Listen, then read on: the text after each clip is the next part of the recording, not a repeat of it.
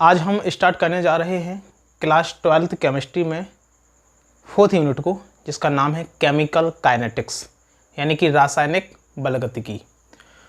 तो हम आज से स्टार्ट करेंगे केमिकल काइनेटिक्स को। Chemical kinetics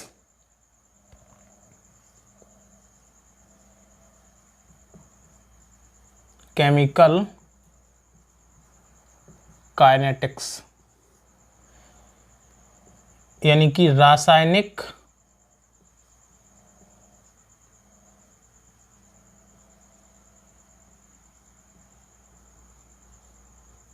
बलगतिकी। आज हम इसकी शुरुआत एक क्वेश्चन से करेंगे कि हम रासायनिक बलगतिकी को क्यों पढ़ते हैं। तो जैसा कि आप पिछली क्लास 11th में पढ़ चुके होंगे, एक यूनिट है जिसका नाम है ऊष्मागतिकी। ऊष्मागतिकी हमें किसी रासायनिक अभिक्रिया के होने अथवा ना होने को बताती है, जबकि एक दूसरी यूनिट है जिसका नाम है रासायनिक साम्यावस्था। यह हमें किसी रासायनिक अभिक्रिया के एक्सटेंट को बताती है। एक्सटेंट का मतलब कोई अभिकारक किसी रासायनिक अभिक्रिया में कितने प्रतिशत तक उत्पाद में कन्वर्ट होगा। मतलब मैं ये कहना चाहता हूँ कि जैसे जो ऊष्मागतिकी है, यानी कि जो थर्मोडायनामिक्स है, थर्मोडायनामिक्स हमें किसी रासायनिक अभिक्रिया, सपोज मान लो कि कोई अभिकारक है, रिएक्टेंट है, जो कन्वर्ट हो रहा है काय में, प्रोडक्ट में, तो ये अभिक्रिया होगी अथवा नहीं होगी, इसके बारे में कौन बताएगा? ऊष्मागतिकी। ये हमें ऊष्मागतिकी बताती है। कैसे? जैसे यदि इस रासायनिक अभिक्रिया के लिए डेल जी का मान नेगेटिव आता है, तो इसका अर्थ ये हुआ कि रिएक्शन कैसी है? स्पॉन्टेनियस है।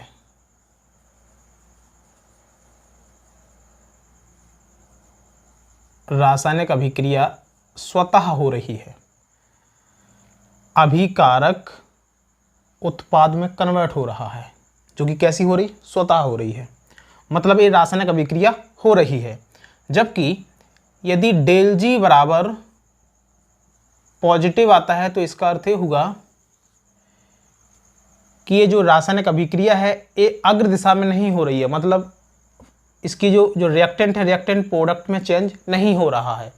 मतलब यदि डेल जी पॉजिटिव आता है, तो इसका मतलब ये होता है कि रासायनिक अभिक्रिया नहीं होगी, कम से कम फॉरवर्ड डायरेक्शन में तो नहीं होगी, अग्र दिशा में तो रासायनिक अभिक्रिया नहीं होगी, मतलब रासायनिक अभिक्रिया नहीं होती है।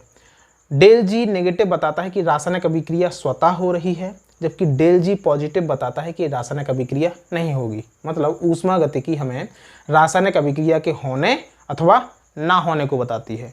जबकि जो रासायनिक साम्यावस्था है,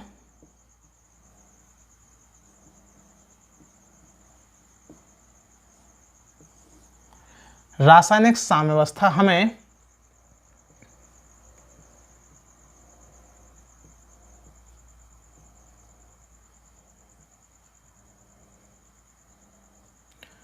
रासायनिक अभिक्रिया के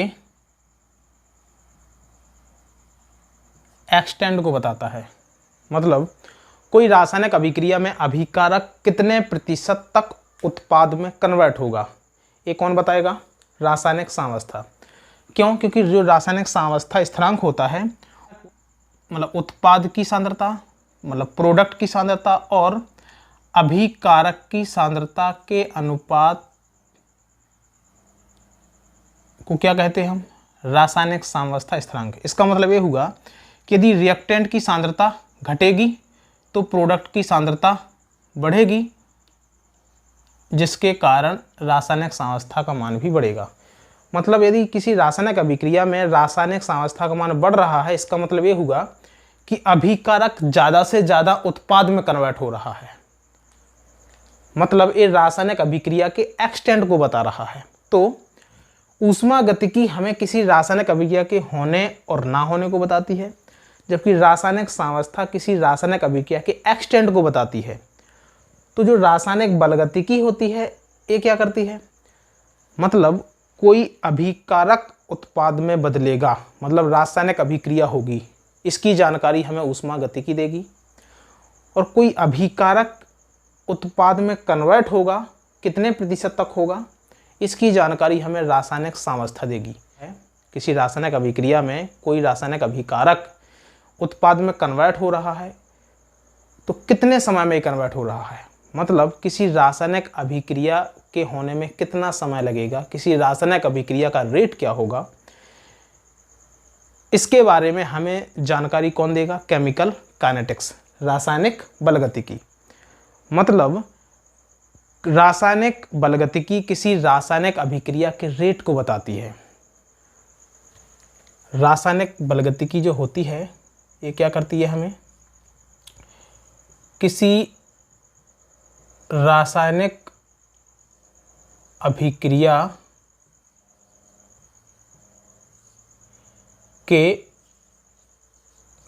रेट, यानी कि इसी को हम दर भी कह सकते हैं या वेग को बताती है। ऊष्मागतिकी हमें रासायनिक अभिक्रिया के होने और ना होने को बताती है। रासायनिक साम्यावस्था किसी रासायनिक अभिक्रिया के एक्सटेंट को बताता है। और जो रासायनिक बलगतिकी होती है रासायनिक अभिक्रिया के रेट या वेग को बताता है।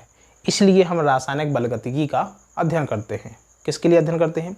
किसी रासायनिक अभिक्रिया के रेट के बारे में पता करने के लिए। हम किसी भी रासायनिक अभिक्रिया के रेट को जानने की कोशिश करेंगे या हम जानेंगे किसके माध्यम से? रासायनिक बलगतिकी के माध्यम से। तो हम रासायनिक बलगतिकी का अध्ययन किसी रासायनिक अभिक्रिया के वेग को जानने के लिए करते हैं। तो इसका आंसर आपको मिल गया होगा कि किसी रासायनिक बलगतिकी का हम अध्ययन क्यों करते हैं, हम रासायनिक बलगतिकी को क्यों पढ़ते हैं। रासायनिक बलगतिकी को हम किसी रासायनिक अभिक्रिया के वेग को जानने के लिए पढ़ते हैं कि किसी रासायनिक अभिक्रिया का रेट या वेग क्या होगा। रासायनिक बलगतिकी कहते कैसे हैं? तो जो रासायनिक बलगतिकी होती है इसकी डेफिनेशन होती है कि किस रासायनिक बलगतिकी रसायन विज्ञान की वह शाखा होती है जिसके अंतर्गत हम रासायनिक अभिक्रियाओं के वेग और उन्हें प्रभावित करने वाले कारकों का अध्ययन करते हैं, उसे हम रासायनिक बलगतिकी कहते हैं। केमिस्ट्री यानी कि रसायन विज्ञान की वह शाखा जिसके अंतर्गत हम रासायनिक अभिक्रियाओं के वेग और उन्हें प्रभावित करने वाले कारकों का अध्ययन करते हैं, उसे हम रासायनिक बलगतिकी कहते हैं। रसायन विज्ञान की वह शाखा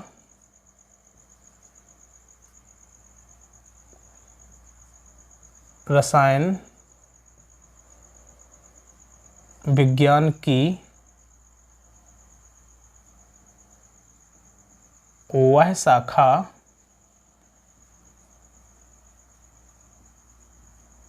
जिसके अंतर्गत रसायन विज्ञान की वह शाखा जिसके अंतर्गत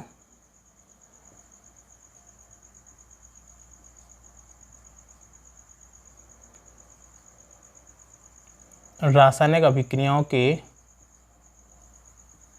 वेग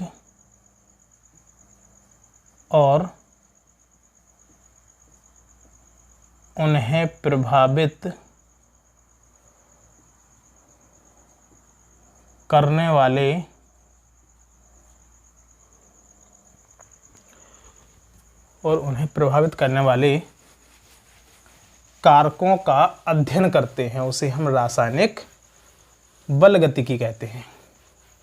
रसायन विज्ञान की वह शाखा जिसके अंतर्गत रासायनिक अभिक्रिया के वेग और उन्हें प्रभावित करने वाले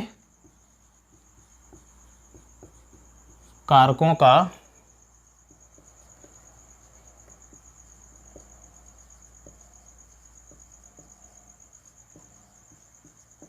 अध्ययन करते हैं, उसे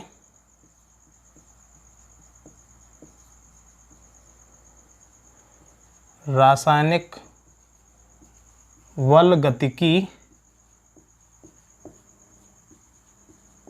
कहते हैं। रासायनिक बलगतिकी का हम अध्ययन क्यों करते हैं? रासायनिक बलगतिकी को हम किसी रासायनिक अभिक्रिया के रेट को जानने के लिए करते हैं। क्या होता है रेट?